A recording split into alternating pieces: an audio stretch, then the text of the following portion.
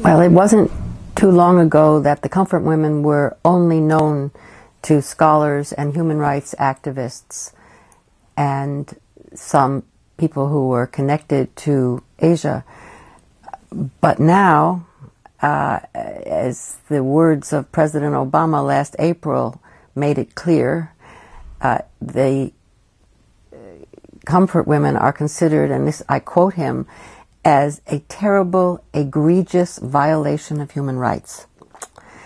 And the refusal of the Japanese government to, again, to use Obama's words, to respect and to hear the women has created a newly and very widespread negative view of Japan in the United States, not simply among Korean American communities or among people who know about East Asia.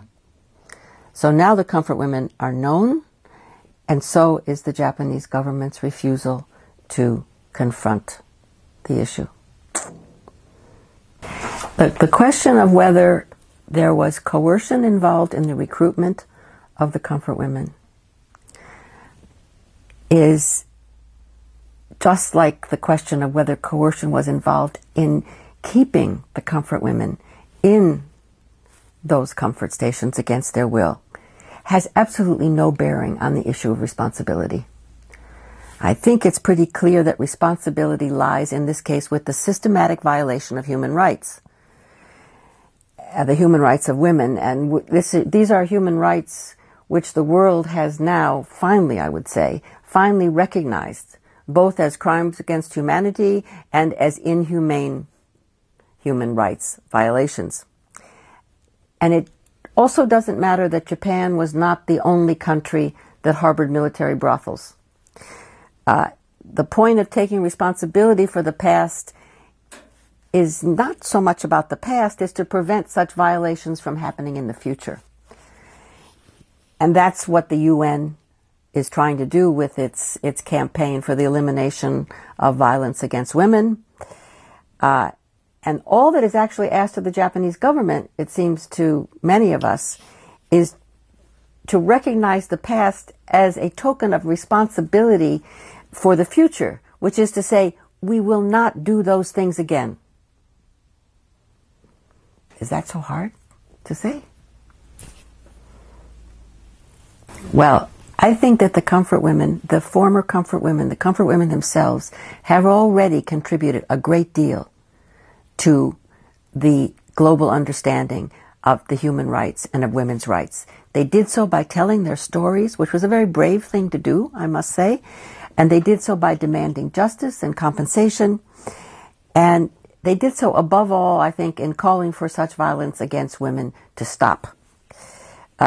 So the fact that the comfort women are always mentioned in all of the legal arguments for making rape a crime against humanity in the International Criminal Court statute in 1998 is proof, I think, that the comfort women have already contributed to a change in international law. Rape, which is as old as mankind, literally mankind, is now, for the first time, illegal in international law.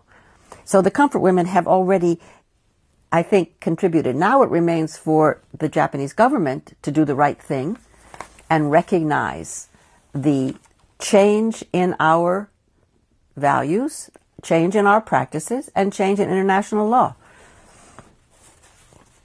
The Fight for Justice website, I think, is terrific. It performs a very important service.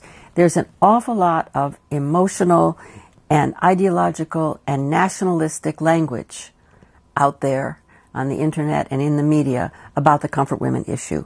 And what we really need now are as many facts as possible, as much information as possible, presented as calmly as possible. I think that's important, and linked with as much information about the context as possible.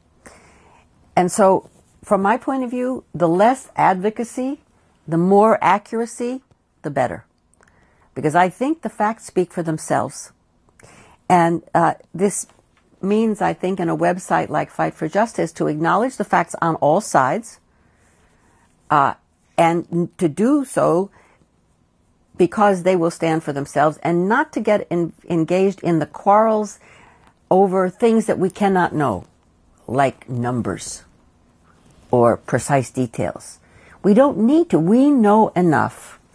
We have plenty of fragments and pieces, if you like, of the past that overlap to form a whole truth that is irrefutable, even if we don't know all the details. And that's what the website, I think, can do very well. In my thinking, it's like what happened with the Holocaust. The Comfort Women have become, like the Holocaust, a globally known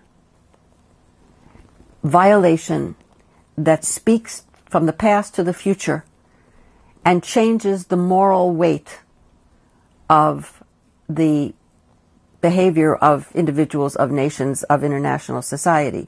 The fact is that anyone who denies that the Comfort Women system existed has no facts on their side, because everyone else in the world, and I mean that almost literally, knows what happened and knows that it is no longer acceptable. And I don't think there's any doubt that denial will become as impossible as it has become to deny the Holocaust.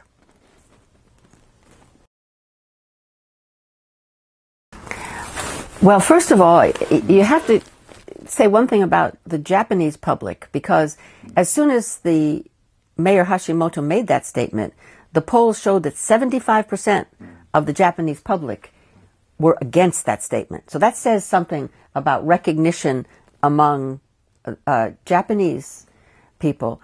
In the United States, it would be unacceptable. Whether he would be forced to resign is an interesting question, because Americans don't resign quite as easily as Japanese. But he probably would. It would be something. It is unacceptable now. This is something that has changed in the last 70 years. It is unacceptable to condone, approve, or accept, if you like, this kind of violence against women. And that doesn't matter whether it's trafficking or sex slavery or military brothels. It's not so different from slavery in general. Slavery was once practiced and condoned around the world. It is no longer condoned. It is still practiced, but it is no longer condoned. And I think that partly because, or maybe a good deal because of the Comfort Women and other activists on their behalf, that sex slavery is also, like slavery itself, no longer condoned, no longer approved, and no longer accepted. So if you make a comment like that and you're in public office, you're finished.